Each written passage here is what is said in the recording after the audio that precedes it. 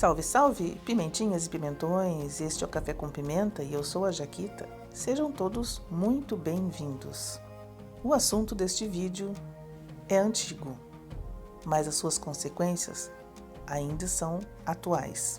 Isso porque 35 anos depois que a usina nuclear de Chernobyl, na Ucrânia, explodiu no pior acidente nuclear do mundo, as reações de fissão estão queimando novamente em massas de combustível de urânio enterradas nas profundezas de uma sala de reator destroçada.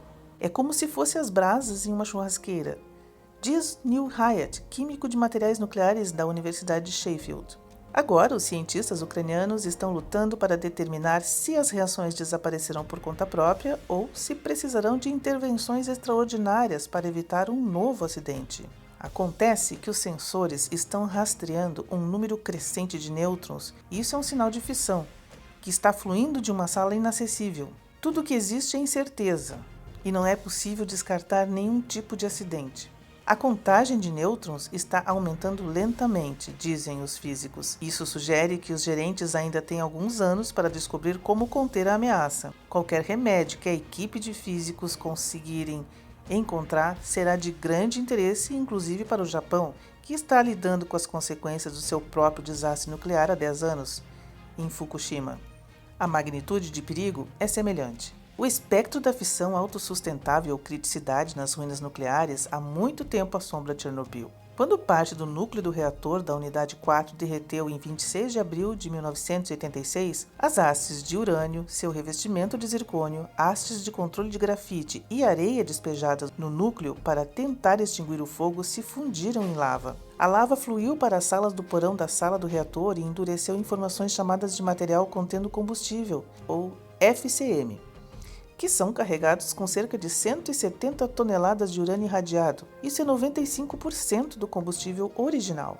O sarcófago de concreto e aço chamado abrigo, que foi erguido um ano após o acidente para abrigar os restos da unidade 4, permitiu que a água da chuva se infiltrasse, porque a água retarda ou modera nêutrons e, portanto, aumenta as suas chances de atingir e dividir núcleos de urânio pesado. As chuvas, às vezes, aumentavam a contagem de nêutrons.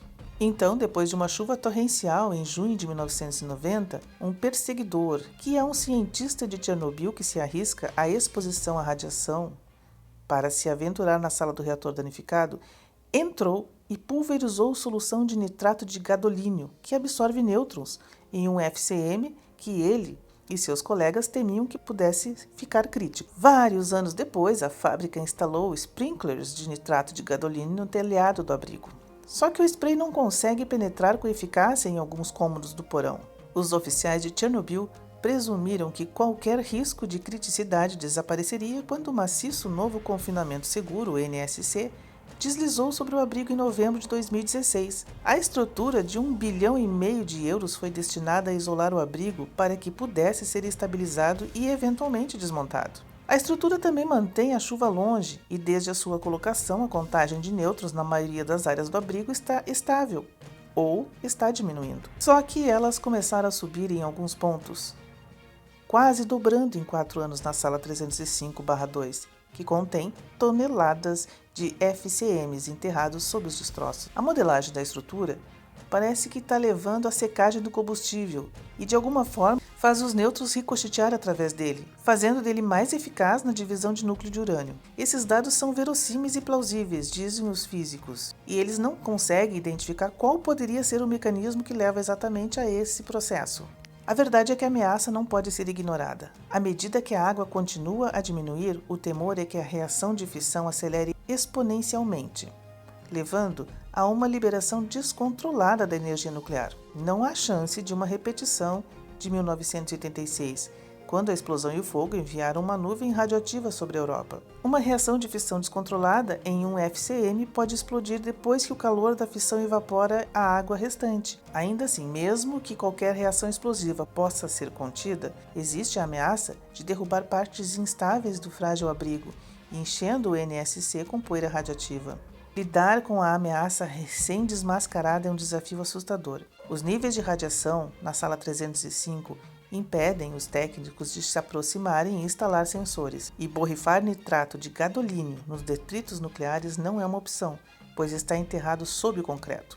Uma ideia é desenvolver um robô que possa suportar a radiação intensa por tempo suficiente para fazer furos nos FCMs e inserir cilindros de boro, que funcionariam como hastes de controle e absorveriam os nêutrons.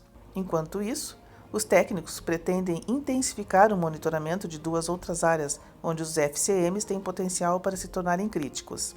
As reações de fissão ressurgentes não são o único desafio enfrentados pelos guardiões de Chernobyl. Cercados por radiação intensa e alta umidade, os FCMs estão se desintegrando. Isso gera ainda mais poeira radioativa que complica os planos de desmantelar o abrigo. No início, uma formação FCM chamada Pé de Elefante foi tão difícil que os cientistas tiveram que usar um rifle Kalashnikov para cortar um pedaço para análise. Agora tem mais ou menos consistência de areia. A Ucrânia há muito pretende remover os FCMs e armazená-los em um repositório geológico. Em setembro, com a ajuda do Banco Europeu de Reconstrução e Desenvolvimento, pretende ter um plano abrangente para fazê-lo. Mas com tudo isso acontecendo dentro do abrigo, pode ser mais difícil do que nunca enterrar os restos inquietos do reator. Este foi o vídeo de hoje. Espero que tenham gostado. Se você gostou, já sabe, deixa o seu like. Se você for novo por aqui e gostou do conteúdo, inscreva-se no canal. Lembrando que este canal tem o apoio da rede Unidos pelo Conhecimento. Um abraço e até o próximo vídeo.